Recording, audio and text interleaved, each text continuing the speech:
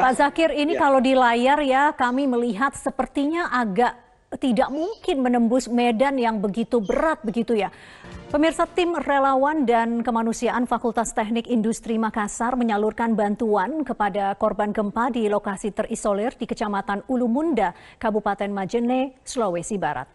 Inilah salah satu titik longsor di Desa Kebiraan, Kecamatan Ulu Munda, Kabupaten Majene, Sulawesi Barat. Gambar udara dari tim relawan dan kemanusiaan Fakultas Teknik Industri Universitas Muslim Indonesia atau FTI UMI Makassar yang berhasil menembus lokasi longsor.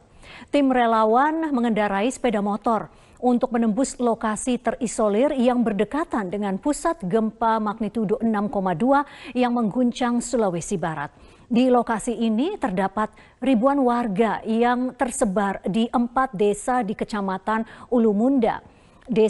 Maksud kami, tim relawan menyalurkan bantuan berupa tenda, tikar, perlengkapan bayi dan kebutuhan khusus perempuan. Koordinator Tim Relawan dan Kemanusiaan FTI UMI Makassar, Zakir Sabara, mengatakan kondisi di pengungsian sangat memprihatinkan lantaran belum mendapatkan bantuan. Zakir meminta kepada pemerintah daerah maupun pusat segera menyalurkan bantuan bagi pengungsi gempa dengan helikopter karena akses jalan menuju lokasi tertutup material longsor.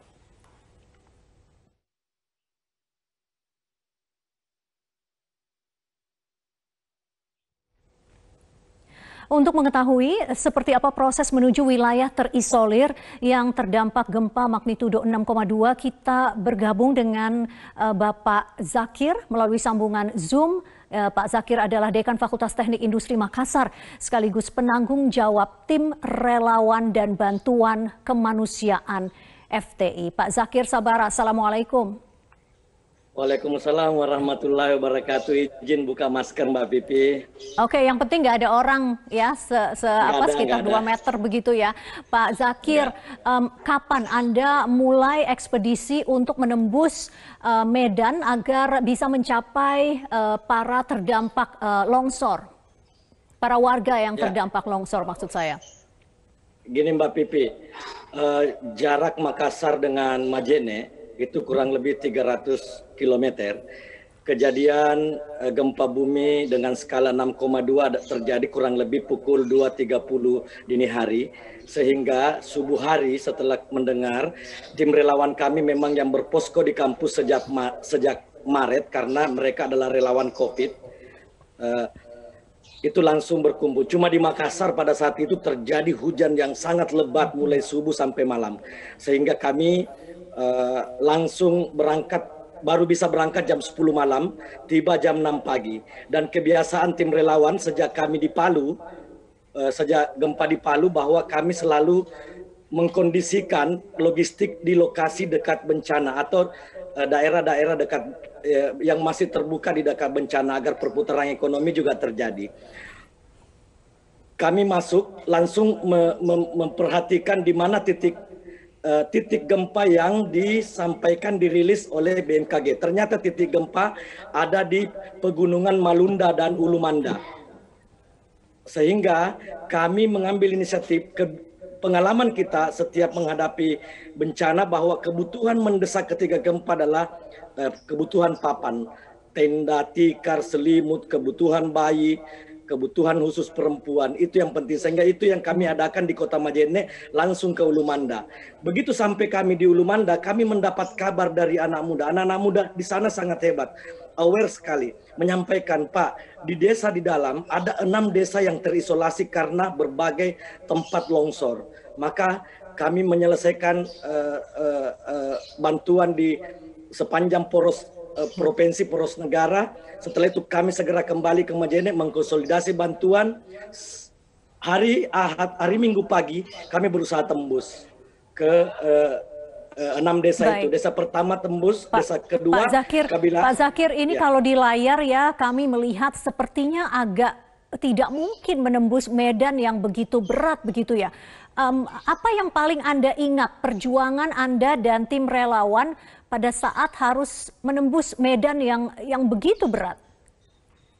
Begini Mbak Pipi, pada saat itu sudah ada di medsos yang beredar bahwa ada seolah-olah penjarahan.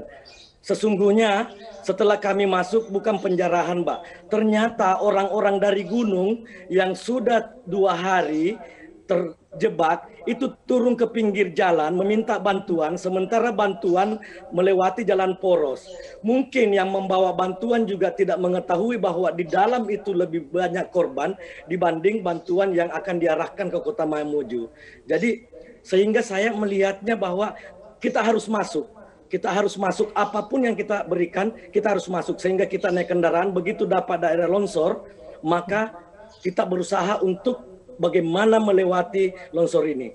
Kebetulan ada ekskavator yang bekerja, bantuan dari anggota DPR kabupaten atau provinsi yang dapil situ, Mbak. Kita meminta tolong ke ekskavator itu untuk mengangkut kita menyeberangi daerah longsor itu. Sehingga kita bisa mengakses. Ternyata setelah kita bisa mengakses, desa kedua yaitu Desa Kabiraan, Kecamatan Ulumanda, kurang lebih 150 rumah hancur. Warga sudah membuat tenda-tenda darurat di jalanan.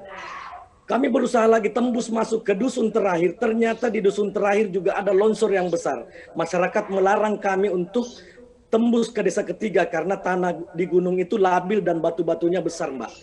Yang membuat kami ingin masuk sekali karena sudah 3 hari, Jumat, Sabtu, Minggu, daerah ini belum ada kabar. Itu yang memotivasi tim relawan, kita harus masuk untuk mengetahui apa yang terjadi di dalam, Mbak. Oke, sebelum saya lanjut ke pertanyaan saya yang berikutnya, Pak Zakir, saya mau konfirmasi kecamatan yang Anda maksud adalah Kecamatan Ulumanda, bukan Ulumunda ya? Iya, Ulumanda. Kecamatan Ulumanda. Jadi Oke, yang di sana, kalau Mbak, begitu kami koreksi karena sebelumnya di pemberitaan kami sebut Ulumunda ya. Jadi Kecamatan Ulumanda. Pak Zakir, tadi saya melihat ada tim relawan FTI UMI itu juga menggendong bayi di tenda begitu ya. Boleh kami diberitahu itu titiknya itu tepatnya di mana dari wilayah Kecamatan Ulumanda? Jadi gini, Mbak, pemirsa Metro TV, ini agak susah membedakan gempa Majene dan Mamuju. Saya ingin menyampaikan kepada kita semua, Majene dan Mamuju itu sangat masih jauh. Kurang lebih kita dengan kondisi sekarang 10 titik longsor, kita menempuh bisa 5-6 jam. Nah, ini pemerintah harus mengkondisikan, selain di Kota Mamuju yang banyak reruntuhan gedung, ada 3 kecamatan yang sangat parah sebagai pusat gempa, Mbak. Satu kecamatan yang berada di wilayah Mamuju yaitu namanya Kecamatan Tapalang. Di Tapalang ini perbatasan Majene Mamuju. Untuk Kabupaten Majene ada 2 kecamatan yang terdampak yang sangat parah yaitu Ulumanda dan Malunda. Malunda dulu satu kecamatan, ini dimekarkan menjadi Ulumanda. Ini adalah pusat gempa, Mbak Pipi. Ini pusat gempa. Dan di daerah pegunungan, wilayah kecamatannya, desa-desanya itu berjauhan. Makanya sejak awal, saya maklum pemerintah kalau gagap sampai hari Minggu. Manajemen logistik gagap sampai hari Minggu. Tetapi saya agak kurang paham ketika Senin sampai hari ini manajemen logistik kita belum bisa terkendali. Karena di Mamuju ada 7 helikopter yang bisa mengkonsolidasikan. Dan alhamdulillah setelah kami tembus ke Kabiraan, BNPB, Lanal, dan saya bahkan mendapat kabar anggota DPR dari Kalimantan Timur, Hasanuddin Masud, sudah berkali-kali helikopternya datang dan besok akan ada lagi 2 helikopter. Ini kesyukuran, Mbak. Cuma kita memohon kepada pemerintah, manajemen logistik, manajemen kebencanaannya harus ditata. Infrastruktur pemerintahan harus benar-benar melayani. Jangan menunggu masyarakat mengadu, datang mengambil, berteriak di medsos, baru datang dilayani. Tetapi data harus baik, manajemen logistik harus baik, manajemen pelayanan harus baik. Kami relawan siap membackup, siap membantu sejauh apapun selama kami bisa tembus. Insya Allah kami akan tembus.